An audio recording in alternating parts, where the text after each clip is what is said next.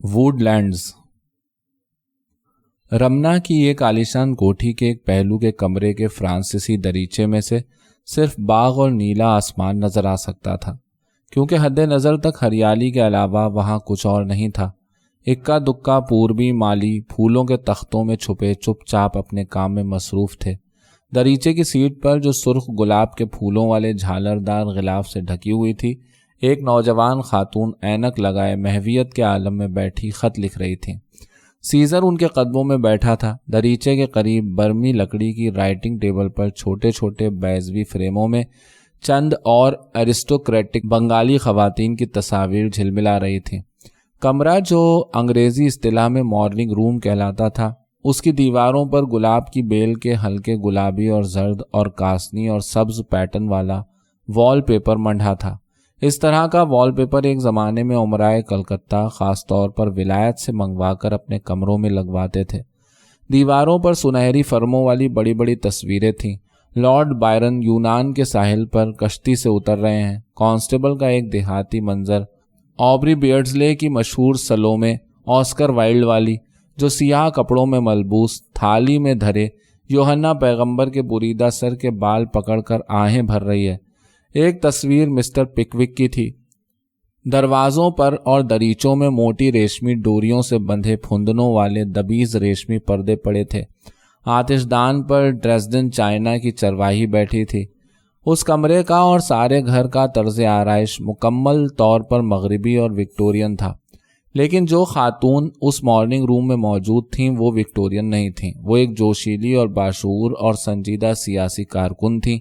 جس پیڈ پر وہ خط لکھ رہی تھیں اس کے اوپر کے کونے میں woodlands, Ramna, Dhaka Gothic print میں سب تھا، مگر مکتوب علیہ لندن اسکول آف اکنامکس کا ایک برطانوی یہودی کمیونسٹ پروفیسر تھا۔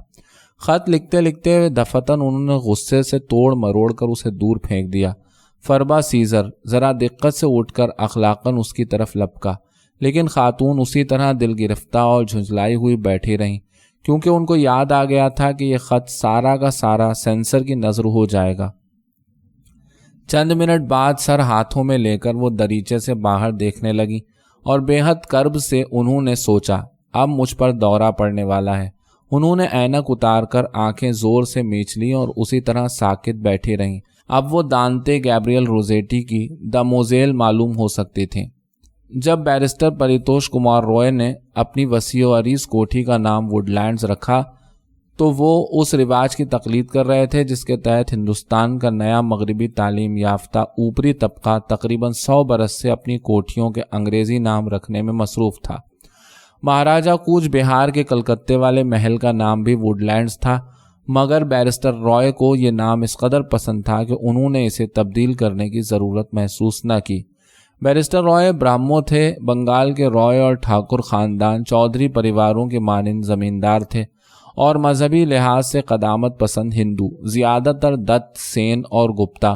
غیر برہمن جاتیاں برہمو ہو چکی تھیں، لیکن بیرسٹر رائے کے دادا کشپ چندر سین کے چیلے بن گئے تھے اور ان کا خاندان اب تقریباً پون صدی سے برہمو اور آزاد خیال تھا۔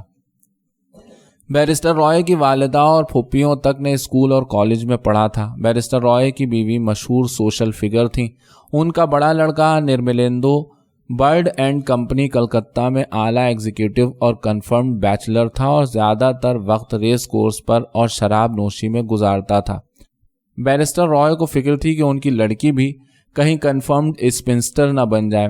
آثار یہی نظر آتے تھے، مگر اس صورتحال کا مداوع ان کے پاس نہیں تھا۔ ان کے باپ کی نسل نے بچپن کی شادی اور دوسری سماجی خرابیوں کے خلاف جہاد کیا تھا اور آزادی نسواں کا پرچار کرنے میں بڑی حد تک کامیاب رہے تھے، اور اب اما ان کی لڑکی 28 سال کی ہونے کو آئی تھی اور شادی سے منکر تھی، اور وہ اور ان کی بیوی اما کی خلاف مرضی اسے شادی پر مجبور نہ کر سکتے تھے۔ انقلاب اپنے ہی بچوں کو کھاتا ہے، بیرسٹر رائے اکثر دکھ سے سوچتے۔ ہماری ان پائنیئر خواتین کا، جن میں اما بھی شامل ہے، کیا انجام ہوگا؟ نیا بنگال 100 برس سے ایک ترقی یافتہ سماج ہے، مگر پرانی اور نئی اقدار کی اس آویزش کی ضرب خود اپنی زندگی پر پڑے تو کیا کرنا چاہیے؟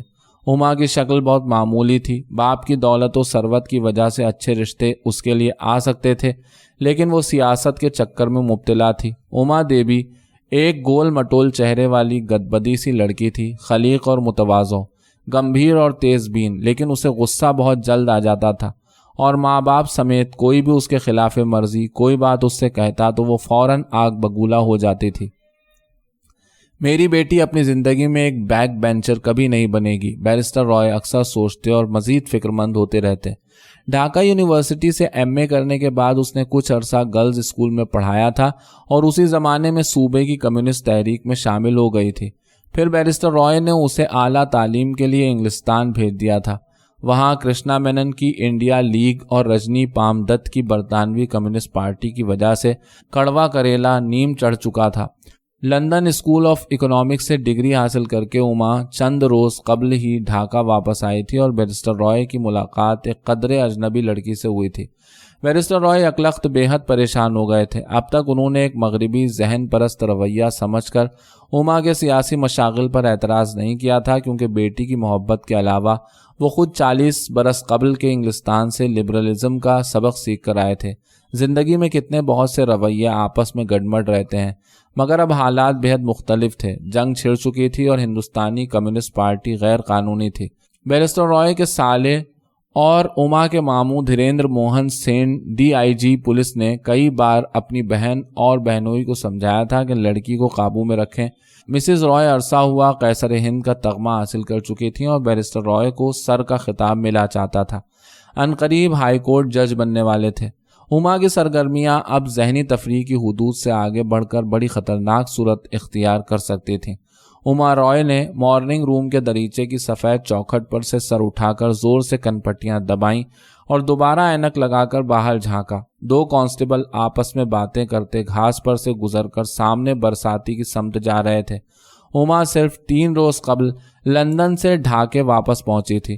ان کے ماموں دھیریندر موہن سین DIG پولیس بھانجی کے سواگت کے لیے شمالی بنگال سے ووڈ لینڈز ڈھاکہ آئے ہوئے تھے اور ان کے عملے کے کانسٹیبل اور پولیس انسپیکٹر ووڈ لینڈز کے احاطے میں ہر طرف ٹہلتے پھر رہے تھے۔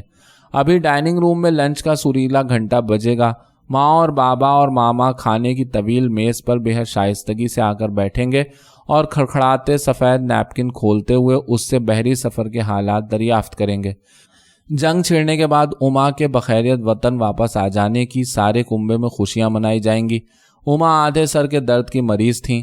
لندن جانے سے قبل اکثر و بیشتر جب درد سر کا دورہ پڑتا تھا تو وہ تبدیلی آب و ہوا کے لیے رائے خاندان کے گارڈن ہاؤس چلی جاتی تھیں، جو دریائے میگھنا کے خوبصورت جزیرے پر پلاش کے درختوں میں چھپا کھڑا تھا۔ آج صبح بریک فاسٹ کی میز پر ماموں نے ان کی مزمحل صورت دیکھ کر تجویز کیا تھا کہ وہ سفر کی تھکان دور کرنے کے لیے چند روز کو گارڈن ہاؤس چلی جائیں، لیکن خود اما رائے کو محسوس ہو رہا تھا کہ وہ بہت سخت بیمار پڑنے والی ہیں اور بہت سی متوقع اور غیر متوقع مصیبتوں، کلفتوں اور پریشانیوں کا انہیں بہت جلد سامنا کرنا ہے۔ سفید کشمیری شال کندھوں سے اچھی طرح لپیٹ کر وہ ونڈو سیٹ پر سے اٹھیں اور آہستہ آہستہ قدم رکھتی اپنے کمرے کی طرف چلی گئیں۔